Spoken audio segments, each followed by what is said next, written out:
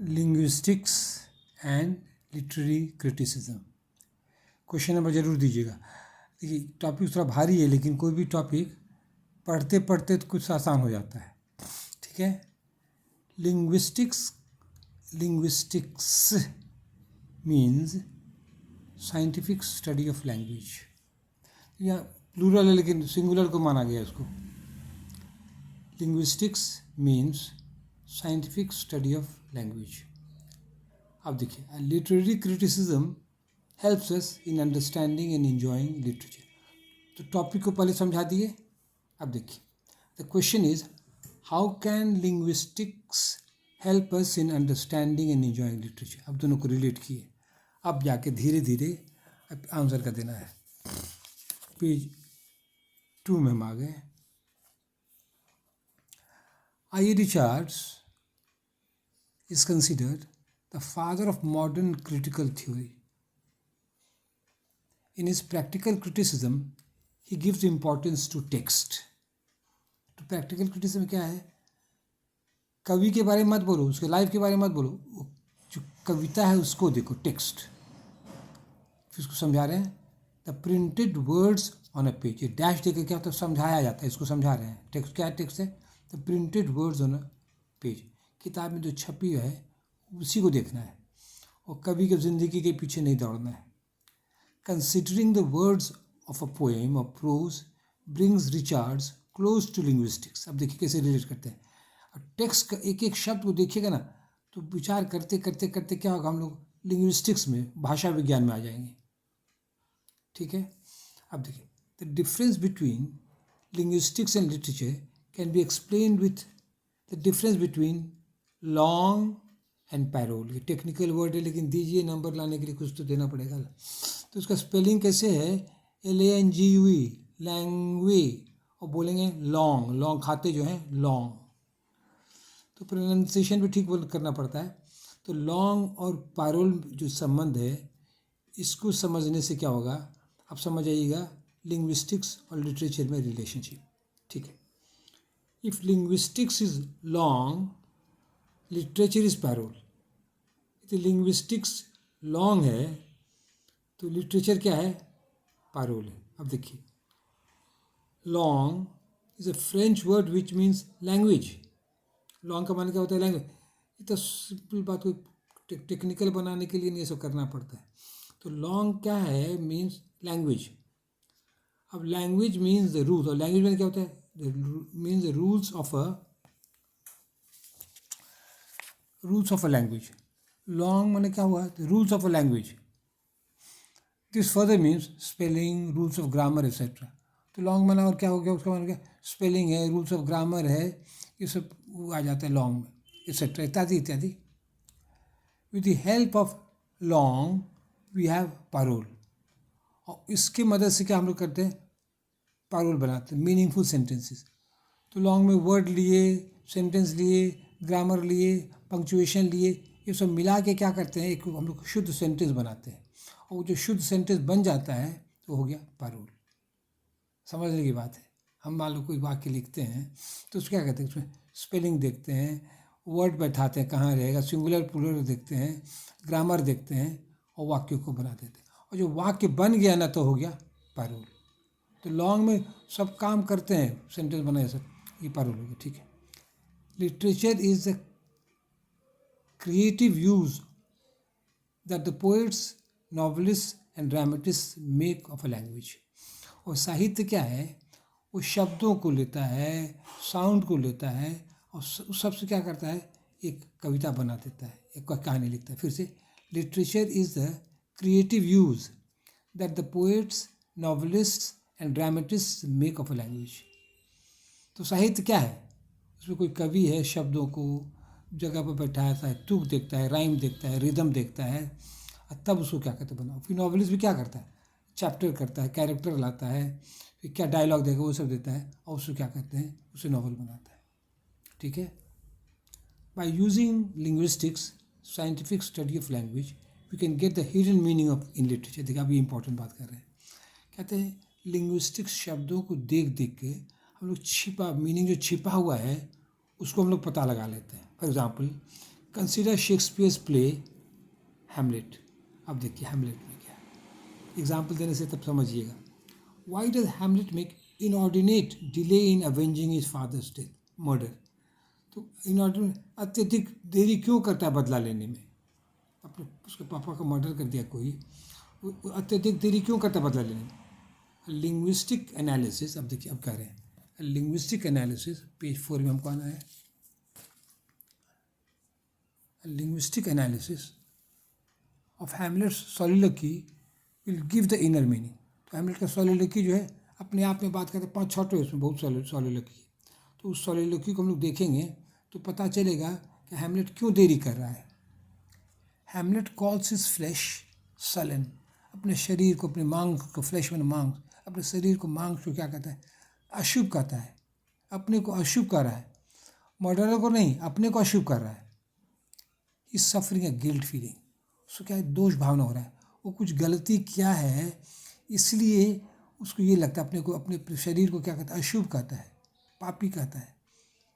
May be this is Oedipus complex, ऐसा लगता है ये इसका इडिपस कॉम्प्लेक्स है। इडिपस कॉम्प्लेक्स में जो बेटा को, जो माँ के लिए सेक्सुअल लव होता है तो उसको इडिपस कॉम्प्लेक्स कहता है। तो लगता है शायद कर रहे हैं। तो ये सब डीप शब्दों का स्टडी करने पर, मीनिंग स्टडी करने पर ये हम लोग को पता चलता है। सलन को देखें, फ्लैश को देखें। अब देखिए, the use of linguistics will take us to psychology, और ये सब जब लिंग्विस्टिक्स करने लगेंगे तो हम लोग साइकोलॉजी में ले जाएगा। This will help us in understanding works like Hamlet. और ये जो है साइकोलॉजी को यूज़ करेंगे, साइकोलॉजी यूज़ करेंगे तो हम लोग को हैमलेट जैसा ड्रामा समझने में हम लोग को मदद होगा। In his essay the frontiers of criticism 1956, date नहीं दी, याद हो छोड़ दीजिए। In his essay the frontiers of criticism, Eliot is against the use of psychology in literary criticism. देखिए इस ऐसे में इलियट क्या कहता है कि साहित्य में साइकोलॉजी मत लो, therefore he has difficulty in appreciating Hamlet. इसीलिए इलियट को हैमलेट समझने में दिक्कत होता है क्योंकि साइकोलॉजी नहीं लगाता है। एंड वो क्या कहता है, उसको अब समझ नहीं पा रहे बढ़िया से, और वो क्या कह देते हैं कि calls it an artistic failure. ये बहुत इंपॉर्टेंट कोटेशन, एन अलग है ये, आर्टिस्टिक फेलियर। और हैमलेट को टी.एस. इलियट क्या कहता है, आर्टिस्टिक फेलियर है। पोइट्स ट्राई टू, फिर ये पॉइंट का कवर हो गया। इसीलिए क्या कहते हैं, लिंग्विस्टिक्स यूज़ कीजिए, साइकोलॉजी यूज़ कीजिए, तब हम लोग ड्रामा समझ सकेंगे। और नहीं यूज़ कीजिएगा तो वही होगा, टी.एस. इलियट की गति होगी, वो आर्टिस्टिक को समझ ही नहीं पा रहा है बेचारा, आर्टिस्टिक फेलियर कर दिया सीधा ड्रामा हैमलेट को। गलत बात है ये। Poets try to hide their private life in their poems. वो कवि जो है ना, अपना प्राइवेट जीवन छिपाना चाहता है कविता में।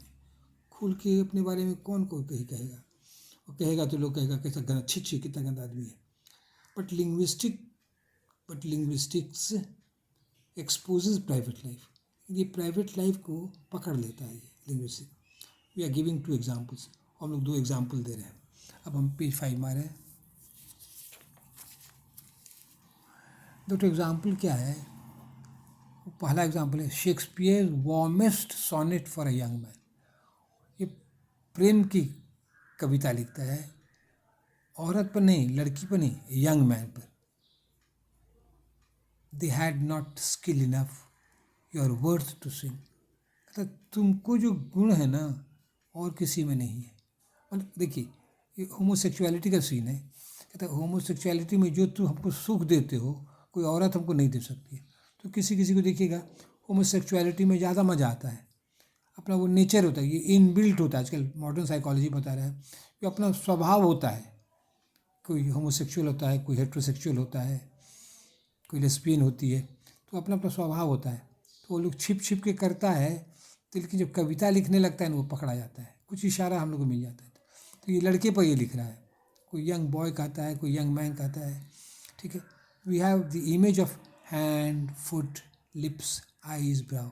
और उस लड़के का वो हाथ का वर्णन करता है, पैर का वर्णन करता है, लिप्स का, आईज का, क्योंकि होमोसेक्सुअलिटी के टाइम में तो पूरा बदन नंगा रहता है, पूरे एक दूसरे को देखता है। तो ये सब जो हम लोग को इशारा मिलता है, लिंग्विस्टिक्स एनालिसिस करने से हम लोग कविता को बहुत गहराई से समझ सकते हैं। अब फिर देखिए दूसरा एग्जाम्पल देखिए 2, Tennyson's extraordinary love for his male friend Arthur Hallam. और टेनिसन का जो पोएम है, इससे उन्हें विचित्र प्यार है, मैंने ज़रूरत से बेसी लगता है किसके लिए, मेल फ्रेंड के लिए, आर्थर हैलम के लिए। अब देखिए वो क्या कहते हैं, कोटेशन कोई देना पड़ता है। तो विक्टोरियन ने की टेनिसन बहुत छिपा क्योंकि विक्टोरियन ने जो वहाँ उसमें सेक्स एकदम छिपा के रखना है, बहुत छिपा के कहता है, लेकिन फिर भी हम लोग देखते हैं कुछ अंदाज लग जाता है। क्या कोटेशन क्या है, it is better to have loved and lost than never to have loved at all. तो ये भला है कि प्यार करके तुम मर गए, वो अच्छा है बनस्पत कि हम लोग प्यार करते ही नहीं। समझ रहे हैं? तो ये सब है, क्लोजनेस दिखाता है, कुछ दिखता है, कुछ ज़्यादा अटैचमेंट है उसको अपने दोस्त के लिए। लोग अंदाज लगाते हैं और लिंग्विस्टिक्स एनालिसिस से ये सब हम लोग को पता लगता है, और गहराई से और लोग देख सकते हैं। ठीक है, ये किसका है, इन मेमोरियम का, इसको सटा के यहाँ स्पेस देना चाहिए। तो words indicate a homosexual relationship, ये सबसे पता चलता है कि शायद इशारा दिखाता है होमोसेक्सुअल रिलेशनशिप। अब देखिए, linguistics can reveal what Dr. Johnson's Lives of the Poets has not revealed। तो ये भी बहुत महान आलोचक हैं, ये भी क्रिटिसिज्म की किताब है। कहता है लिंग्विस्टिक्स से हम लोग वो चीज़ समझ सकते हैं जो डॉक्टर जॉनसन के लाइव्स ऑफ द पोएट में जो सब जिसका जिक्र नहीं, जिसको नहीं दिखाया गया है। अब देखिए और आगे एग्जाम्पल दीजिए, तब पन्ना भरेगा और अच्छा भी लगेगा।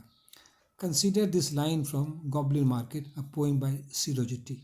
सीरोजेटी लड़की है, लेडी क्रिस्टीना, लड़की का नाम क्रिस्टीना रोजेटी।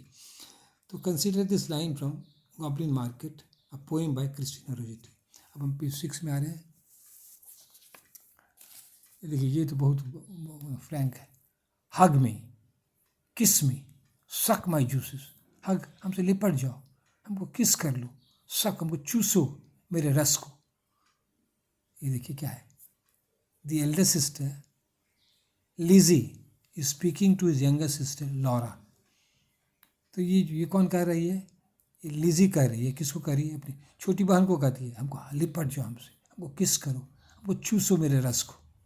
अब देखिए, linguistic analysis shows the lesbian relationship, और इसको यदि एनालाइज कीजिएगा, शब्द को देखिएगा, सब ये करके देखिएगा, क्या लगता है इसमें लेस्बियन संबंध है। लेस्बियन होता है लड़की लड़की जो आपस में सेक्स करती है, बहन बहन का ये रिलेशनशिप है। तो ये सब क्या होता है, लिंग्विस्टिक्स एनालिसिस, लिंग्विस्टिक्स से ये सब पता चल जाता है। वर्ड को देखना है, वर्ड को देखना है, खाली ऊपर ऊपर मीनिंग नहीं देखना है। The successful publication of Lady Chatterley's Lover 1928 won a licence for free expression of sex. और लेडी चैटरलेज लवर जो इसको हम पढ़े हैं, तो एकदम ओपन सेक्स डिस्क्राइब किया है, पेज पन्नों का पन्नों एकदम, दोनों लवर है उसका जो है, गार्डनर है, और लेडी चैटरले हीरोइन है, एकदम नेकेड होकर एकदम घास में बेड में एकदम खुल के सेक्स करती है।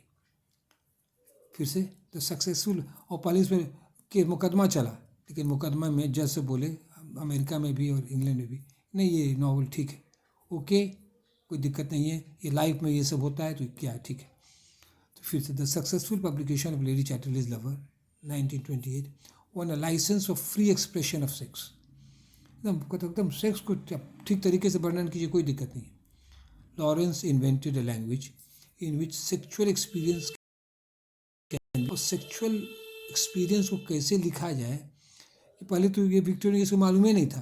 तो लॉरेंस के स्टाइल से हम लोग भी सेक्स वर्णन कर सकते हैं। ये स्टाइल क्या है, ये कौन कह रहा है, सराय फरीबास। अब कंक्लूजन दे रहा है। To conclude, after the second world war 1939-45 the critical style of doctor Johnson, मतलब सेकेंड वर्ल्ड वॉर के बाद डॉक्टर जॉनसन का स्टाइल और आर्नोल्ड का स्टाइल इज़ नॉट इनफ, ये काफ़ी नहीं है हम लोग के लिए। The modern literary critics feel the need of linguistic analysis. यहाँ पर देखिए लिंग्विस्टिक है, मॉडर्न क्रिटिक्स अब क्या अनुभव करते हैं, उनको ये चाहिए, नीड ऑफ लिंग्विस्टिक एनालिसिस, यहाँ सी होगा, linguistic analysis for understanding and evaluating a literary text. किसी लिटरेरी टेक्स्ट को, मैंने कोई पोएम को या नॉवल को समझने के लिए हम लोग को लिंग्विस्टिक एनालिसिस चाहिए। That's all, thank you.